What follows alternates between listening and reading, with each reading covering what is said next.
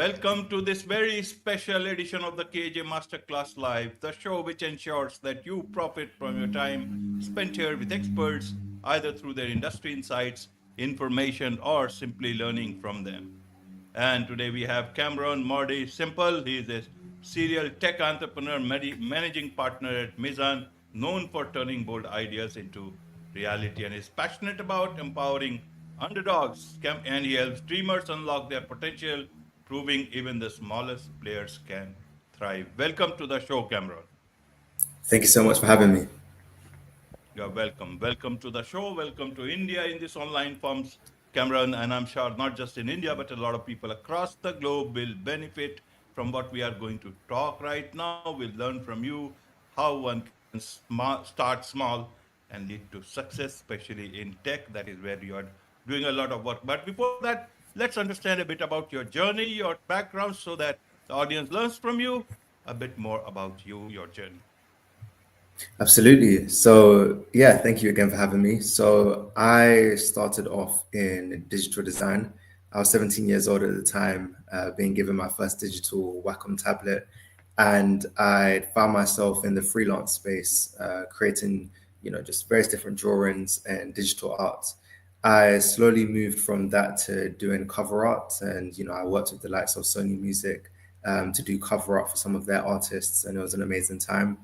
I then pursued university to study 3D animation, art and design, and I struggled somewhat building, well, a name for myself, but also, um, I guess, in the professional world, and also getting a good degree.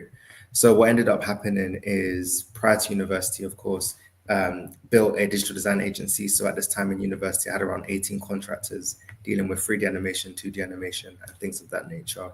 So after a while, giving university a good shot, I left. I found myself stumbling across the NFT space in late October 2020. That led to my journey into the crypto space the following year, where I met my now co-founders for a project called Legion Network. And yeah, from there we put our heads together. Took around 7 months to develop Legion Network, which is a crypto super app, bringing some of the best services within crypto into one place. We launched January of 2022. Our goal was to have 1 million users within 12 months. So by the 12th month, hopefully we'd hit that goal. But we ended up having 1 million users within 15 days of launching the app, scaled that to 13 million global app registrations within 3 months. And from there, built a tech development team and helped spearheading that growth with clientele. And yeah, with Mizan, now using Mizan Group as the overarching business to encompass everything that I'm doing, but getting into the micro cap stock space and mid cap stock space using automated trading systems to yield high returns, especially in an ethical manner. So that's my, I guess, quick and pretty comprehensive summary of my who I am, what I do, and where I started. Absolutely, absolutely. But there's so many things you do. Legion networks, and then Mizan you talked about, and other things also you were doing. So I want to understand, what are these things? What are these entities doing? Are they all related to crypto? And where did you get this $320 million market capitalization? Is it all about crypto, or is it other things also?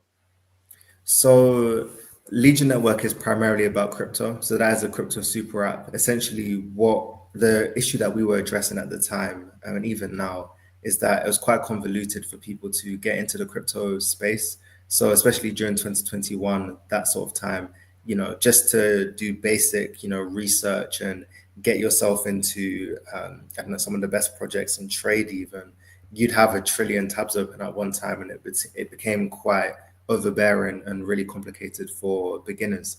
So what we wanted was an all-in-one app that allowed people to engage with some of the best services within the crypto space, and effectively that's something which led to Legion Network becoming a thing.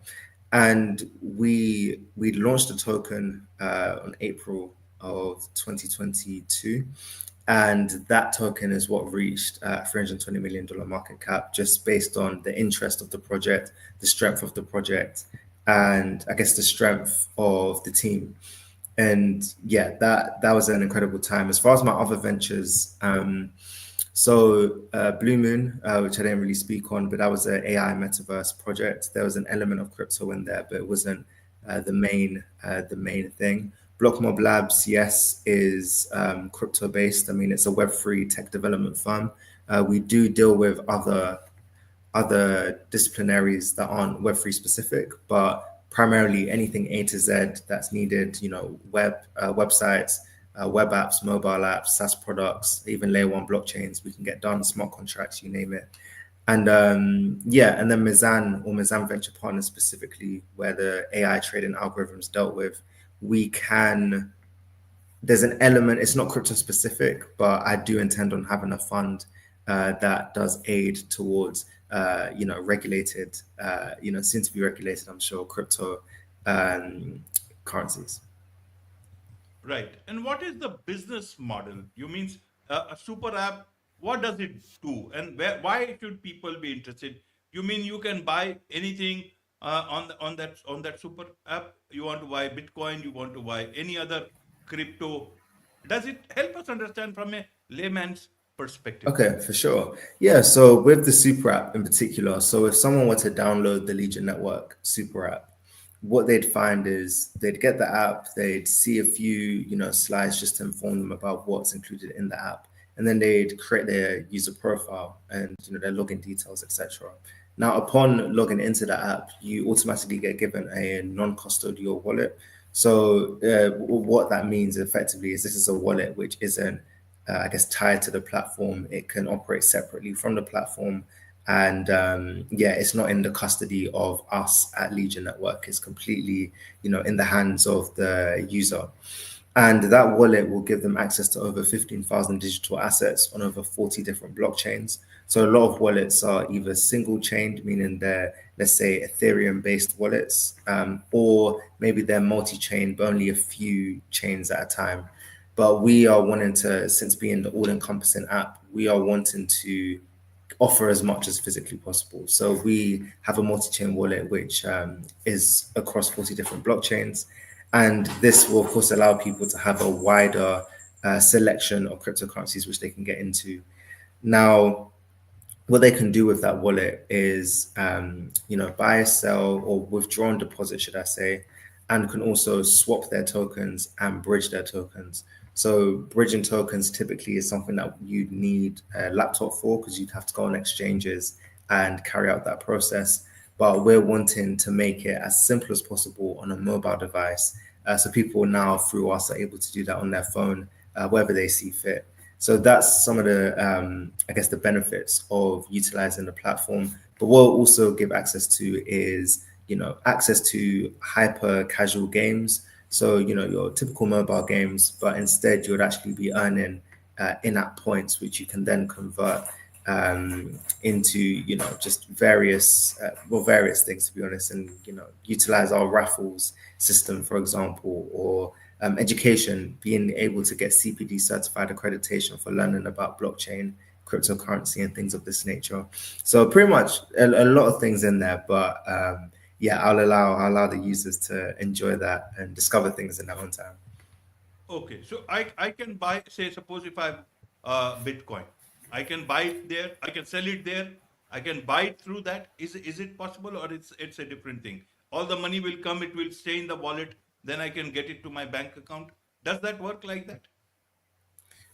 So you won't be able to, I guess, buy directly through the platform. However, through our partners, so with like MoonPay, for example, you can deposit, you can essentially deposit money into the wallet, and there will soon be that element to be able to like purchase. If it's not there already, maybe by the time the listeners, hear this, that there'll be an option. Okay, and how do you make money out of this particular thing? Is it only advertisement, or other models?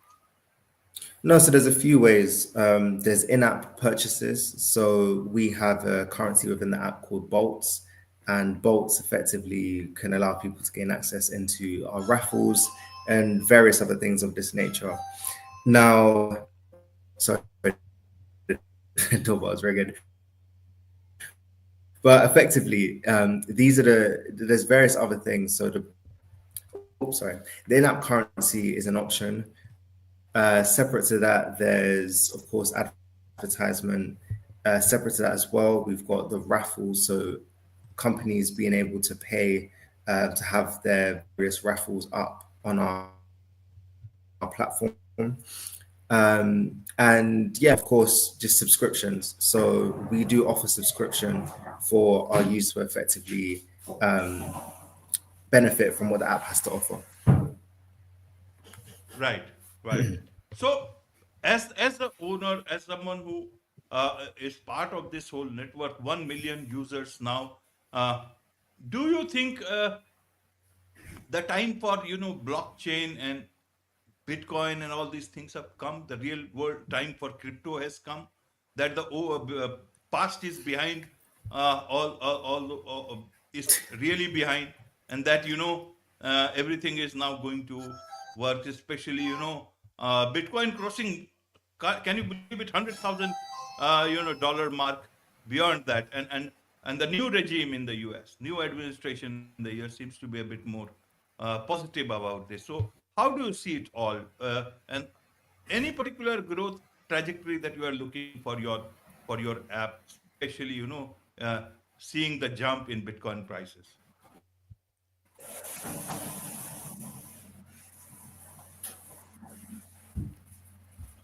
Yes, Yeah, Cameron. so I do think blockchain is definitely on the rise, given the closer we're yeah, I think given the closer that we're getting to regulation, I think it's a positive step. I think mass adoption will come thereafter. I think the US, I guess, latching on to crypto with a little bit more enthusiasm is definitely positive. Their market is absolutely massive, and I think will do a lot. We've of course even seen crypto being, I guess, allowed for trading and use in regions like China, for example. Which again, I think these are all sort of slow signs to show the the growth of the industry. So that's exciting. I think it's maturing. I think a lot of the bad players are slowly. I think there'll always be issues in any industry, but I do think we're seeing less more severe cases as time goes on. And yeah, I think that's really exciting. I think for the project, with the rise of Bitcoin and, it's surpassed the 100K mark, which is, incredible news. I do think that for us, our strategy is one, of course, cross collaboration with projects that are, up and coming. I think there's some fantastic projects, especially those utilizing AI in the space and, blockchain alike. I think real world asset projects and those really with a cause. We're seeing a lot of, I guess, growth in the DeSci space, so decentralized science and the quantitative algorithm aspects of things. I think it's just super interesting on that side. So for us, it's embracing and uplifting those founders and projects through our platform to, of course, shine the light on them, help them grow, but also in turn, help us grow, help us learn about those industries in a more robust manner and see how we can equally get involved. Right. So, how do you see your time starting from a graphic design agency to, somebody owning a super app and now looking towards the future? What would you like to tell youngsters, both in terms of, looking at the blockchain space and also looking at entrepreneurship in today's time? So much is now dependent on, uh, technology, especially artificial intelligence. And now you're talking about, looking at this whole blockchain space and all. So people might get tempted by just the good things, but not perhaps ignore the not so good things around this. So how do you like to tell them? Especially as you talk about empowering underdogs with not many Yeah. resources. How should they look at entrepreneurship? How should they look at all these things which might give a lot of money, but then also can put you into a lot of losses also? Yeah, so good question. I think that, what's led me to where I am is purely curiosity and drive. I believe I'm a very driven person. And when I hear things and I don't understand how it's come to be, I really do make it a mission to understand and learn. And I think learning from people that have the experience, but also being able to provide a degree of value to where it's worth the time of the other person to, pour into yourself is massive. I've had a array of different mentors who are far ahead of me, at the time. And these are things which I think is massively important, just being around the right people and being curious enough to learn.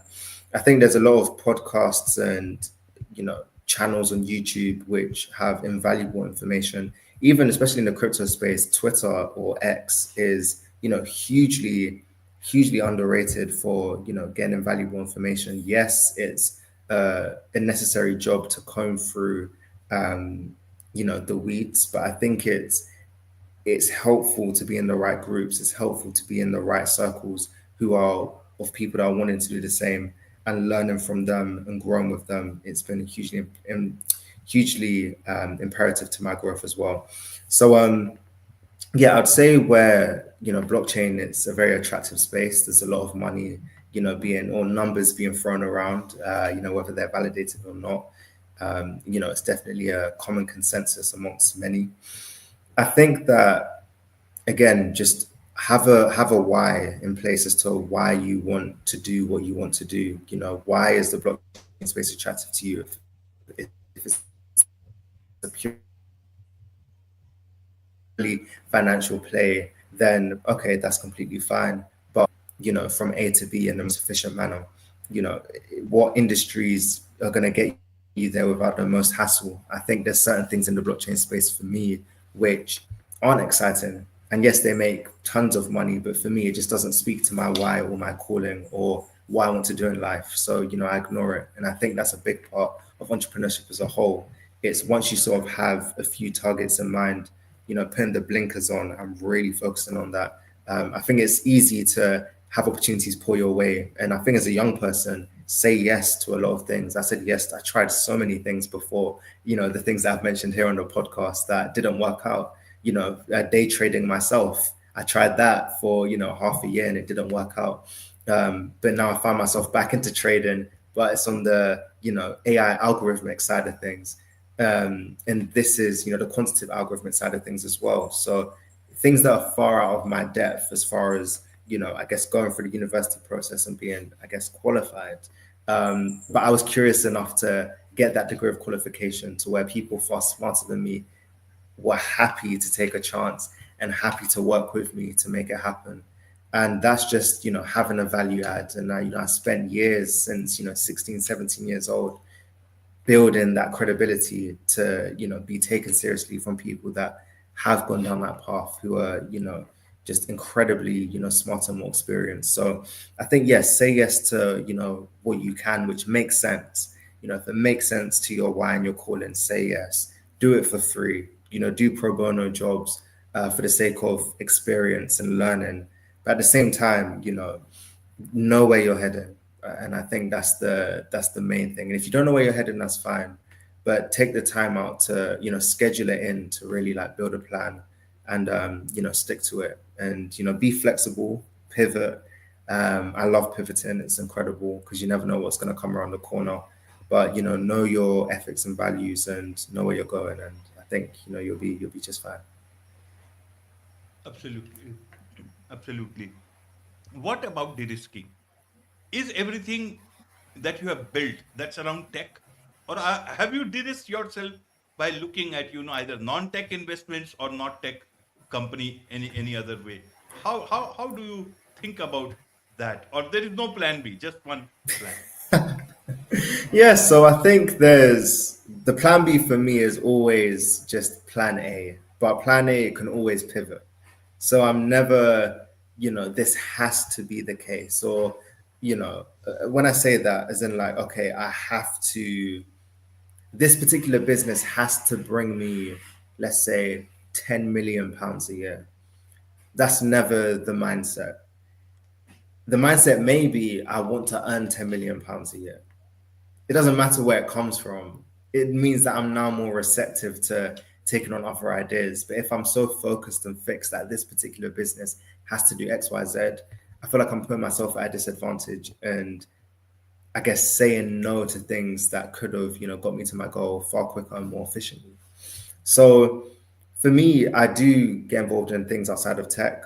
So Mizan, of course, being Mizan Group, the holding company, Mizan Venture Partners being the, I guess, uh, trading side of things and microcap stocks. But what I'm looking to put together, and I'm actually going through the process of now, I haven't actually spoken about this publicly anywhere, is Mizan Estates. So effectively a business which deals with rent to rent with luxury property in prime central London. So this is, traditional property, ideally in the space of, ethical investing as well. And yeah, that's completely, I guess there's elements of tech that could be added, but at its core, it's not a tech-based business. So really excited to explore that side. And of course, marketing as well. Yes, there's elements of tech, but marketing, consultancy, things of this nature, traditional B2B business. And yeah, I'm always on the lookout for, more brick and mortar businesses. I think they work. I've seen, people turn high street businesses into £1 million empires. So it's something it's definitely on my radar. But I think for now, in the age of tech, in this wealth run that I believe is happening in front of our very eyes, I don't have any intention of steering away from this course. Absolutely, absolutely. Uh, it's a good thing. You see, not only you are looking at the clouds, but also keeping your feet firmly rooted to the ground that you are doing through Yes, Mizan absolutely. and a lot of doing work in property. So lots of things to Thank you. learn from you. I'm sure a lot of people would want to connect with you, learn from you, uh, be a part of your company, and also learn about Mizan Group. So, what is the best way for them to do so, Cameron? Yeah, so the best way to stay in touch with me, I'd say, is LinkedIn. I'm most prominent on there. So it's just Cameron Mordi-Semple on LinkedIn. Or you can find me on Instagram, which it was a private page, but now I'm making more public, building a bit more of a, personal brand on there. So that's at CMS Nova. So CMSNOVA on Instagram. And yeah, just feel free to, if you have questions, I'm receptive, I'd love to answer. And yeah, just, I just love seeing people, anyone of any age, just really going for their dreams and, seeing what can be done. What I'm working on, which I haven't mentioned publicly much either, is a book dreamers, those that are want to pursue more what their environment, maybe predicates them to or subjects them to, should I say. And yeah, I'm really excited to put that together. So hopefully that should be with you at some point in the future. But until then, yeah, please, Instagram, LinkedIn, you can find me on there, or Twitter at CMS. So it's CMSNOV4. So yeah, that's me. Wonderful. With this, it's a wrap on this very special edition of the KJ Masterclass Live. Thank you so much indeed for joining us. Thank you for having me.